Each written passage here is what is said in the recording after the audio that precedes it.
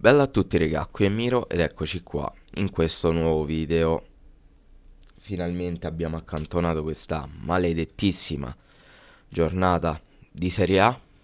Ci siamo messi alle spalle tutto e se non lo abbiamo fatto facciamolo perché se no campiamo male e andiamo diretti verso la prossima. Però prima di farlo, lo so che lo sto facendo in ritardo, però per seguire un po' il filologico dei video ho aspettato martedì per fare questo video e andiamo a vedere cosa hanno fatto tutte le nostre dirette concorrenti in questa giornata. Allora, fatemi mettere tutto così e eccoci qua. Allora, io direi di dare subito uno sguardo alla classifica che vede ovviamente il Genoa ormai all'aritmetica perché con 40 punti ce l'hai, dal 13° posto in giù, come sempre. 13° posto occupato dal Lecce con 36 punti, al 14° ci siamo noi con 32, al 15° e al 16° e al 17° mi mancava questa cosa, non me lo ricordavo. Abbiamo Verona, Frosinone e Empoli, tutti e tre a 31. Poi, terzultima posizione, il 18° posto abbiamo l'Udinese a 29. Penultimo posto abbiamo il Sassuolo a 19. Sì, abbiamo il Sassuolo a 19, abbiamo il Sassuolo a 26 punti e 20ª posizione e già ufficialmente retrocessa in Serie B abbiamo la Salernitana con 15 punti. La situazione qua non è proprio delle migliori, a essere completamente onesti, per niente, perché per quanto noi abbiamo fatto punti nelle scorse partite, anche le altre lo hanno fatto. Il Frosinone è riuscito ad arrivare a 31 proprio in merito a una partita che tra l'altro è stata poi quella che ha condannato la Salernitana alla retrocessione. Però di riffa o di raffa il Lecce piano piano si è un po' allungato nonostante la distanza non rimanga siderale assolutamente. Però ricordiamoci che mancano comunque 4 partite alla fine. E per questo che io vi dico, ragazzi, anche 34 punti possono valere la salvezza. Ma andiamo a vedere le partite. Ok. Allora, la prima partita è stata proprio Frosinone-Salernitana. Un Frosinone che, da quello che ho sentito, non ha mai messo la partita in discussione. 3-0, tutti a casa. Salernitana torna in Serie B. Non c'è niente da dire. Mi aspettavo, o meglio, speravo in un pareggio. Devo essere sincero, perché meno squadre sarebbero poi arrivate a 31 e meglio era per noi. Però era veramente difficilissimo aspettarsi un pareggio perché comunque la Salernitana era già retrocessa praticamente, mancava solo l'aritmetica e è arrivata in questa partita, quindi male per noi perché hanno recuperato punti e probabilmente hanno recuperato anche morale, spero di no, però è andata così e quindi il Frosinone da 28 passa a 31. Poi sabato si è giocata Lecce-Monza e il Lecce, non so se in maniera fortunata o sfortunata la va a pareggiare la partita o se in realtà il risultato fosse giusto così, non l'ho vista perché ero al lavoro. Tra l'altro oggi, primo maggio, un augurio a tutti i lavoratori, specialmente a quelli tipo me che nonostante sia il primo maggio andranno a lavorare, quindi vi porto nel cuore a tutti. Però buona festa dei lavoratori. E un Lecce che in realtà va in vantaggio a partita praticamente quasi terminata, ma nonostante mancasse veramente pochissimo, il Monza la recupera con il rigore di Pessina e la partita finisce in pareggio. Buon per noi perché comunque per come si stava prospettando la partita il Lecce sarebbe andato molti punti più là, ne avrebbe avuti sicuramente altri due, quindi sarebbe andato a... noi siamo a 32, 36, 38. e avrebbe praticamente ottenuto la salvezza aritmetica quasi. E invece fortunatamente così non è stato, quindi non ha preso grandi distanze e a noi va bene così. A noi va benissimo così, ringraziamo il Monza di aver segnato questo rigore, però se avesse vinto la partita non sarebbe stata male. Poi Lazio-Hellas Verona, Lazio che vince 1-0 di misura, tra l'altro da quello che ho sentito il Verona comunque è venuto a Roma per giocarsela la partita, non ha certo fatto la figura della vittima sacrificale, ha provato a giocarsi la partita con le carte che aveva, purtroppo non gli è andata bene, ma tutte le partite non possono sempre andare bene e questo va a nostro favore perché comunque il Verona trovandosi già a 31 eh, abbiamo comunque un punto sopra, ce lo teniamo dietro e bisognerà vedere anche adesso più che mai il calendario di tutte le prossime partite perché saranno veramente toste. Qui abbiamo un mezzo passo falso invece del Bologna che se non sbaglio si ritrova in una situazione di svantaggio e poi va a pareggiare la partita. E infatti segna Pagliero al 46esimo del primo tempo, credo. Sì. E poi invece la riprende Salemakers al 78esimo del secondo tempo. Mi aspettavo un risultato diverso, mi aspettavo decisamente la vittoria del Bologna. Questo è un risultato che a me personalmente sorprende.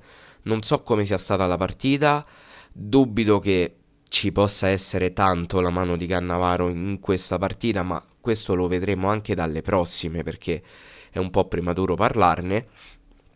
Però è un punto che all'Udinese fa molto comodo per cercare di risollevarsi dalla terzultima posizione, che tra l'altro essendo a 29 a loro basterebbe una partita per ritrovarsi in una zona di salvezza un po' più tranquilla, che poi tranquilla non sarà, perché comunque si ritroverebbe a presumibilmente meno uno da qualcuno, sicuramente, anzi a più uno, perché qualcuno probabilmente a 31 ci rimarrà e comunque tranquilli non ci possono dormire, ecco.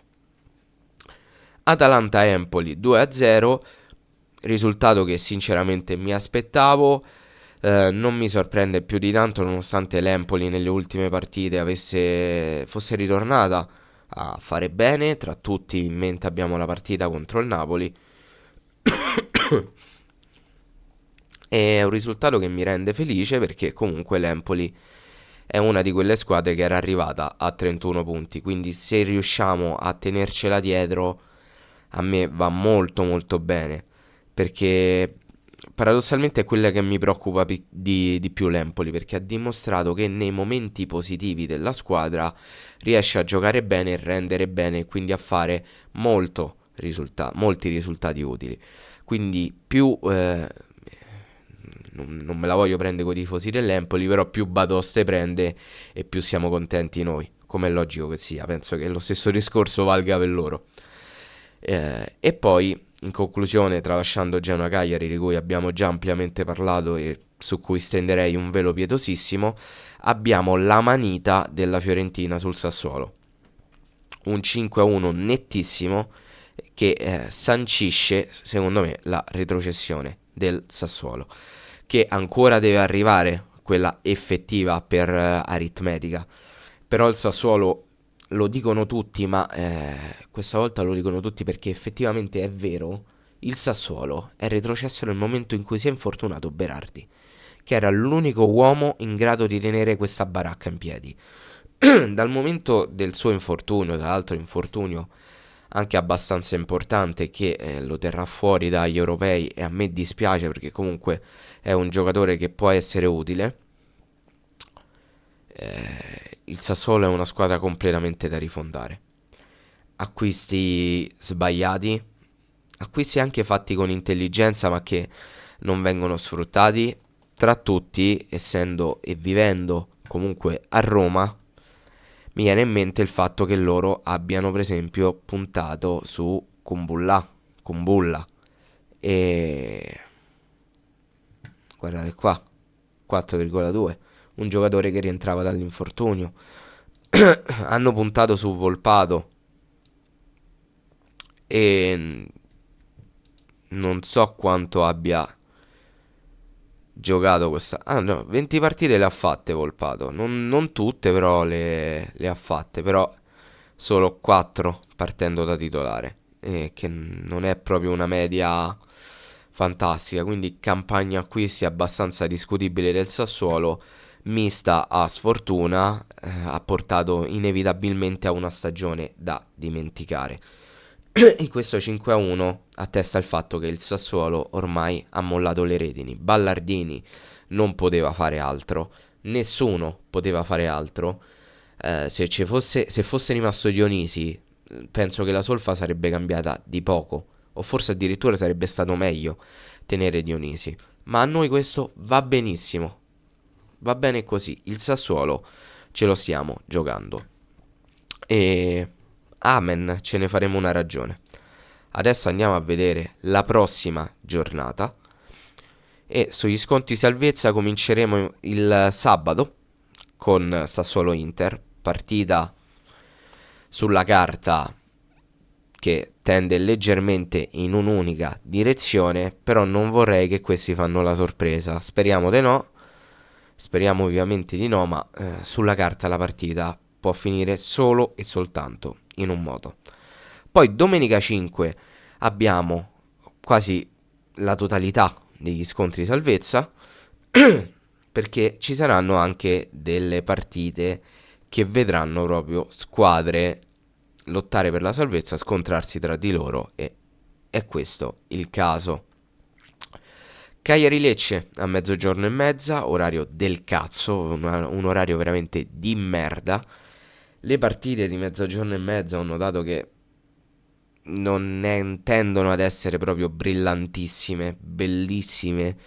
Speriamo che non possa essere questo il caso, speriamo che il Cagliari possa fare una prestazione ottima, però comunque incontreremo Lecce, squadra solida, squadra consolidata, squadra che con Gotti si è ritrovata, una squadra che comunque gioca bene e desta molte preoccupazioni, quindi occhio a non fare lo stesso errore fatto con il Genoa, quindi di prendere la partita sotto gamba. Dalla nostra avremo che giocheremo in casa, quindi ambiente casalingo, non sprechiamo questa chance, perché comunque potremmo andare a -1 da Lecce e non sarebbe male, perché comunque allungheremmo anche sulle altre. Non sprechiamo questa opportunità. Alle 3 abbiamo Empoli-Frosinone, che sarà una partita tostissima, qualsiasi sia il risultato, a noi ci andrà male, perché se, sperando ovviamente che vinciamo, perché se vinciamo ci può andare un po' tutto bene. Se pareggiano sarebbe il risultato perfetto perché ce le teniamo a debita distanza, che poi debita distanza al cazzo perché se noi vinciamo andiamo a 35, se loro pareggiano andiamo a 32, c'è una vittoria di mezzo. Però già una vittoria di mezzo mi fa stare leggermente più sicuro, perché in quel caso sono due vittorie, una dell'Empoli e una del Frosinone, e non è detto che una delle due deve per forza vincere da qui a fine campionato. Quindi partita tosta, guarderemo sicuramente, staremo con un occhio sicuramente a questa partita, con la speranza, per come la vedo io, del pareggio, però occhio anche a Verona-Fiorentina. Io la Fiorentina è una squadra che veramente faccio fatica a comprendere, non riesco a decifrare benissimo, perché ci sono partite in cui mi sembra una squadra consolidata, una squadra che può fare tranquillamente il risultato con tutte e la partita dopo mi sembra, non dico dilettanti allo sbaraglio, ma poco ci manca. Non lo so, non riesco a definirla bene. Il Verona, comunque è pur sempre il Verona, è una squadra che da quando è cominciato tutto non ha mai mollato e sicuramente non mollerà anche per questa partita, quindi mi aspetto veramente una lotta, una lotta. Domenica pomeriggio in Verona-Fiorentina secondo me ci sarà una vera e propria lotta, anche perché loro poi giocheranno, noi avremo lo svantaggio di giocare sapendo soltanto il risultato del Sassuolo. Loro invece giocheranno con il vantaggio di sapere almeno il nostro risultato, ma con lo svantaggio di giocare in simultanea con Empoli-Frosinone. E io penso che per l'ultima parte di stagione gli orari delle partite salvezza dovranno giocarsi in simultanea, così come quelle per le coppe europee, per chi lotterà per le coppe europee, perché è la cosa più logica. Poi abbiamo, vabbè, Salernitana-Atalanta che è totalmente ininfluente a livelli della salvezza, essendo ormai la Salernitana già retrocessa. E infine abbiamo Udinese-Napoli. Tosta, molto tosta, perché il Napoli è veramente una squadra simile alla Fiorentina, perché io credo che Calzona non abbia mai realmente apportato un qualcosa in più a questa squadra. È sempre stata all'ombra di quella che era, di quello che era il Napoli dello scorso anno. Però rimane pur sempre il Napoli, una squadra con dei giocatori ottimi, a Osimhen come attaccante, a Kvara, a Politano, a Zambanghissà, a Rachmani, a Meret. Comunque è una squadra importante, molto importante. E l'Udinese bisogna valutarla bene, perché ha perso l'ultimo scampolo di partita con la Roma, buonissimo, tra l'altro non ne ho parlato, ne parlo adesso. Ottima questa cosa, grazie Brian che hai segnato a 20 secondi dalla fine, a noi ci va benissimo, però è comunque la stessa squadra che in trasferta a Bologna si era portata in vantaggio. E non è una cosa proprio così comune andare in vantaggio in casa del Bologna e poi terminarla con un pareggio. Quindi, occhio, teniamo d'occhio anche l'Udinese. L'Udinese che effettivamente avrà invece il vantaggio di sapere tutti i risultati delle dirette concorrenti. L'Udinese che è l'ultima squadra a retrocedere attualmente per posizione di classifica. Tosta, veramente molto tosta. Andiamo a vedere, già che ci siamo, anche le prossime partite, le ultime tre, perché il Lecce, tolto noi, giocherà con l'Udinese in casa, con l'Atalanta in casa e con il Napoli in trasferta. Quindi il Lecce avrà due partite in casa, però una sarà con l'Atalanta e l'altra con il Napoli in trasferta. Toste, però credo che l'Udinese e il Lecce, niente, mi è da dire Udinese, credo che il Lecce probabilmente arrivata alla partita col Napoli o già magari a quella con l'Atalanta potrebbe già essere abbastanza tranquilla. Credo, perché bisogna parlare a condizionale. Noi avremo il CAE, sì, niente, non gliela faccio. Avremo ovviamente il Lecce in casa la prossima, però poi avremo Milan e Sassuolo tutte e due in trasferta. Attenzione, questa è molto molto tosta come cosa. E poi la Fiorentina in casa.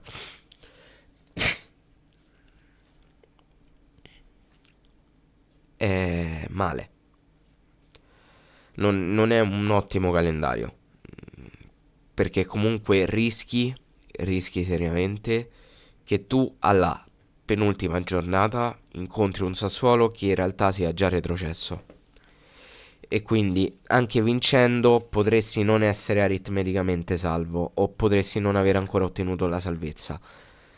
E poi rischiare, scusate, di giocarti la partita salvezza contro la Fiorentina, seppure in casa, non è il massimo. Quindi attenzione.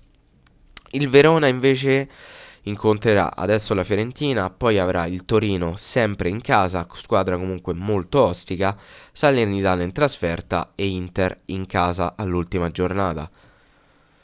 Anche qui comunque sono la Fiorentina rimane impegnativo anche se col punto interrogativo io ci metto. Il Torino è sempre squadra ostica, a prescindere, perché è rognosa il Torino come squadra. La Salernitana sarà probabilmente una passeggiata di salute e l'Inter è pur sempre l'Inter, squadra campione d'Italia in carica, ma abbiamo visto che anche se il campionato l'ha già vinto, a loro non gliene frega un cazzo, continuano a schiacciare i sassi. Poi abbiamo il Frosinone che abbiamo visto giocherà con l'Empoli questo turno, poi avrà Inter, Monza e Udinese. Inter in casa, Monza in trasferta e Udinese in casa. Tosta. Questa è tosta. Questa secondo me è molto molto tosta. Perché l'Inter credo taglierà le gambe al Frosinone e il Monza potrebbe potenzialmente dare il colpo di grazia. Perché anche il Monza è una squadra che non ha mollato, nonostante non ha più obiettivi per cui lottare. L'Empoli invece avrà ovviamente il Frosinone, poi avrà Lazio in casa, no scusate, Lazio in trasferta, Udinese in trasferta e Roma in casa. Non è semplice anche qui, però l'Empoli lo vedo leggermente avvantaggiato rispetto per esempio al Frosinone. Lo vedo messo leggermente meglio, perché comunque la Lazio è una squadra che nelle ultime partite un po' ha concesso, non è stata eh, proprio una big. Quindi l'Empoli secondo me ha più chance del Frosinone. L'Udinese invece avrà il Napoli questo turno, il Lecce fuori casa, l'Empoli in casa e il Frosinone fuori casa. Tra tutte penso sia quella che ha il percorso salvezza più tranquillo, lo si vede anche semplicemente dal colore dei tasselli, che ricordo essere blu per le squadre che vanno dalla 20ª alla 13ª posizione, bianco per quelle che vanno dalla 12ª alla nona, se non mi sbaglio, all'epoca in cui avevo fatto il coso, il, questo calendario, e poi rosse per quelle che vanno dall'8ª in su. E non è detto che comunque sia più facile, perché è chiaro che se tu incontri squadre che comunque lottano per il tuo stesso obiettivo, avrai delle partite belle agguerrite. Però a livello di squadre, di blasone delle squadre, l'Udinese è quella che va più tranquilla. Però è quella che comunque adesso ha il terzo ultimo posto, quindi chissà, chissà. Sassuolo incontrerà Inter la prossima, Genoa fuori casa quella dopo, noi in casa alla penultima giornata e Lazio fuori casa all'ultima giornata. Staremo a vedere il percorso del Sassuolo, non manca tantissimo all'aritmetica, però è ancora potenzialmente salvabile. Poi vabbè, quello della Salernitana ce ne importa relativamente. E, e è così, ragazzi. Questa è la situazione. Poi tutte le varie i vari calcoli e tutto quanto li vedremo poi successivamente. Fatemi sapere voi qua sotto nei commenti cosa ne pensate e detto questo noi ci becchiamo in un prossimo video. Bella.